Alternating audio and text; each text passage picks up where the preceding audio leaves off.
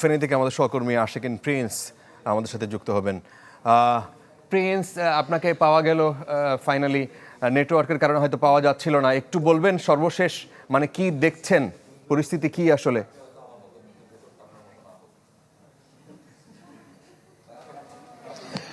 ফারাবী, আসলে একটি বিষয় যে এখানে আমি বেশ কয়েকজনের সাথে কথা বলেছি, তারা দাবি করছেন যে তারা তাদের পরিবারের সদস্যদের সাথে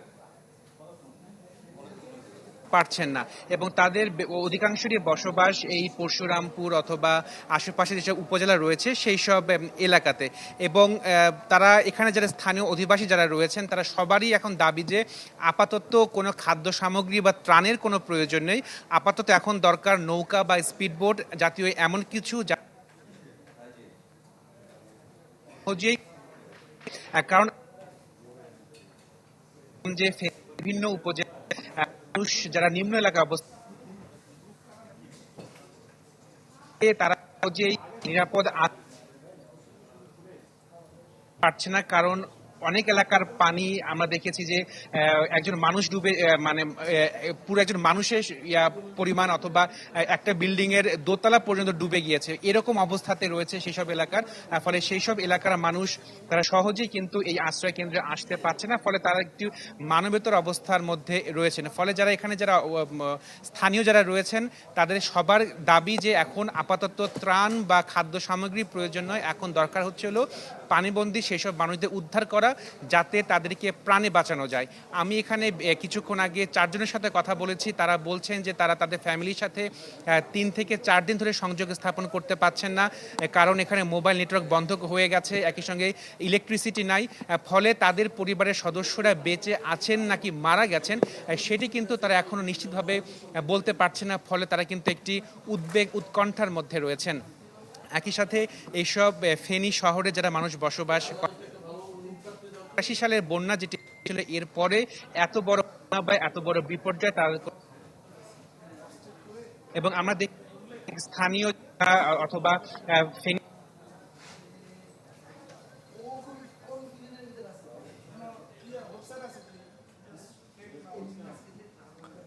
প্রিন্সের কথা আমরা শুনতে পাচ্ছি না।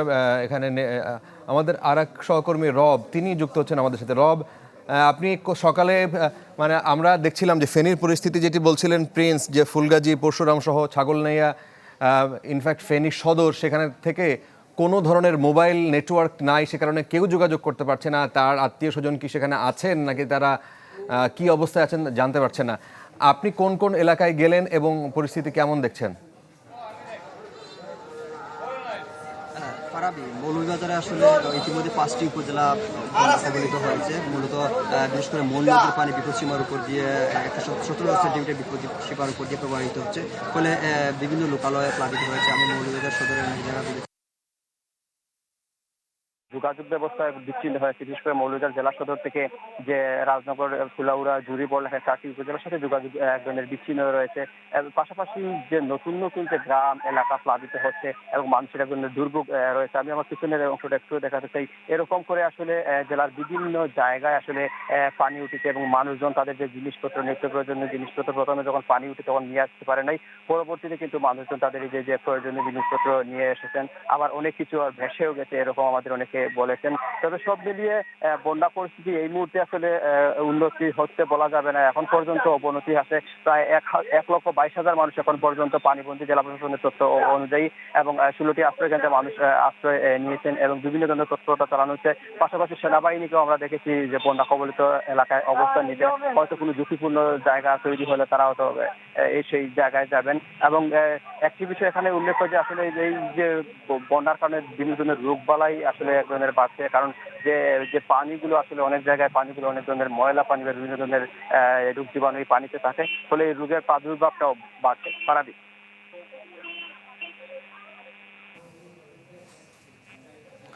রব, আমাদের সহকর্মী রব, তিনি জানাচ্ছিলেন মৌলভীবাজার থেকে। সেখানকার পরিস্থিতিও খারাপ এবং আপনারা জানেন খোয়াই নদীর পানি এখন বিপদসীমার অনেক উপর দিয়ে বইছে, সেই জায়গার পরিস্থিতিও ধীরে ধীরে খারাপ হতে যাচ্ছে। বিশ্বমানের প্রযুক্তির সকল সুবিধা নিয়ে ভালো থাকুন আপনিও। কঙ্কা। বন্যা পরিস্থিতির খবর আপনাদেরকে জানাতে চাই চট্টগ্রাম থেকে। চট্টগ্রামের মিরেশ্বরাই থেকে যুক্ত হচ্ছেন রনি দত্ত। রনি, চট্টগ্রামের মিরেশ্বরাইয়ের অবস্থায় আমরা একটু আগে হেডলাইনেও ছিল বিষয়টি, পরিস্থিতি কি আসলে? ফারাবি, চট্টগ্রামের মিরেশ্বরাই এলাকায় আমরা যে কয়েকটি এলাকায় আমরা আসলে খবর পেয়েছি, বিশেষ করে হিঙ্গুলি এবং করের হাট, বারোয়ের হাট সহ বেশ কয়েকটি আমলি ঘাট, এসব এলাকাগুলোতে আসলে খুবই খারাপ অবস্থা। সেখানে কোথাও কোথাও বুক সমান পানিতে আসলে তলিয়ে গেছে, কোথাও কোথাও বাড়িঘর ডুবে গেছে।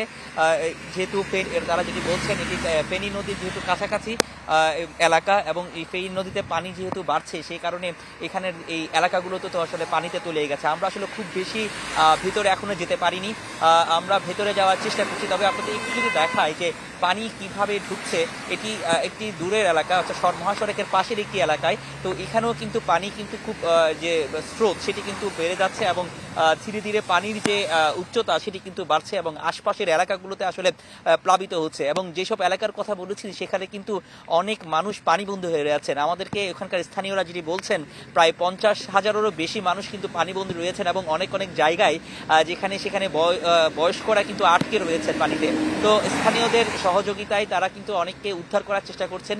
সকাল থেকে যেহেতু পানি বাড়ছে এবং এর পরবর্তীতে মানুষ যখন জেনেছে সেখান থেকে তারা তাদের সামগ্রী নিয়ে যে যতটুকু পেরেছে আশ্রয় কেন্দ্রে চলে যাওয়ার চেষ্টা করছে। কিন্তু আশ্রয় কেন্দ্রগুলোতেও আসলে পানিবন্দী, অনেক পানি উচ্চতা বেড়ে গেছে, সেখানেও কিন্তু আসলে নিরাপদ নয়। অনেকে তাদের আত্মীয় স্বজনদের বাড়িতে কিন্তু চলে আসছেন। কিন্তু যেটি আসলে বলা হচ্ছে যে তাই সেখানকার যারা আটকে রয়েছে বা স্বেচ্ছাসেবকরা, তারা কিন্তু চেষ্টা করছেন যেসব এলাকাগুলোতে পানিবন্দী মানুষ রয়েছেন, বয়স্ক রয়েছেন, তাদেরকে উদ্ধার করে নিয়ে আসতে। এবং সেখানে খাবার পানি এবং খাবারের কিন্তু বেশ এখানে দুর্ভোগ বা অভাব দেখা দিয়েছে।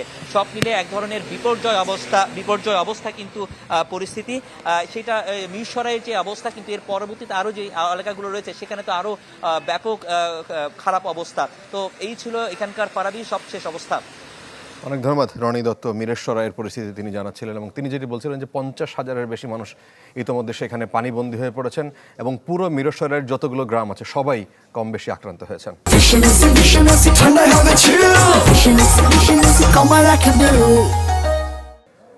বন্যা পরিস্থিতির খবর জানাতে নোয়াখালী থেকে আমাদের সহকর্মী যুক্ত হচ্ছেন সুমন ভৌমিক। সুমন, আপনাকে পাওয়া গেল নেটওয়ার্কের কারণে, অনেককেই পাওয়া যাচ্ছে না আমাদের সহকর্মী, বিশেষ করে আপনাদের ওখানে ফেনীর পরিস্থিতি আমাদেরকে একটু বলবেন? নোয়াখালীর কোন কোন জায়গায় পরিস্থিতি কেমন এবং উদ্ধার অভিযানেও অনেক দল, সেনাবাহিনী থেকে শুরু করে নৌবাহিনীর দলও আছে, সাধারণ মানুষও অনেকে নেমেছেন যার যার সামর্থ্য অনুযায়ী।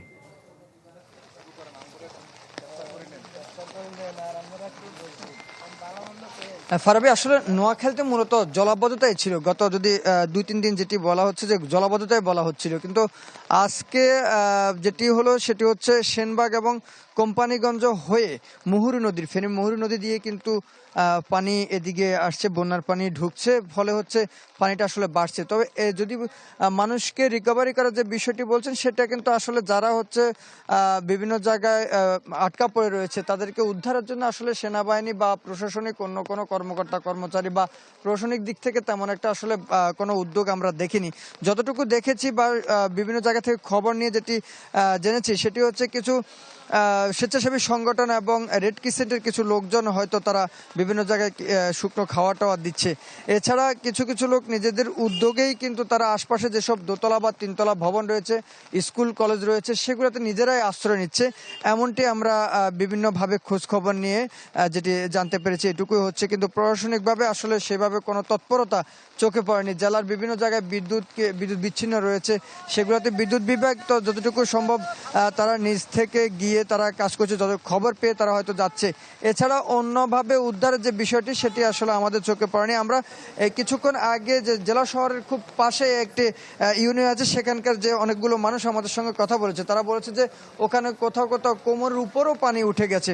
সব মিলিয়ে আসলে পানি বাড়ছে, কমছে না কোথাও পানি। ফারাবি, অনেক ধন্যবাদ। নোয়াখালীর পরিস্থিতি যেটি জানাচ্ছিলেন, পরিস্থিতি সবচেয়ে ভয়াবহ যেটি আমরা আপনাদেরকে জানাচ্ছিলাম দর্শক, এটি হচ্ছে ফেনীর বিভিন্ন উপজেলা এবং হচ্ছে কুমিল্লার বিভিন্ন উপজেলা।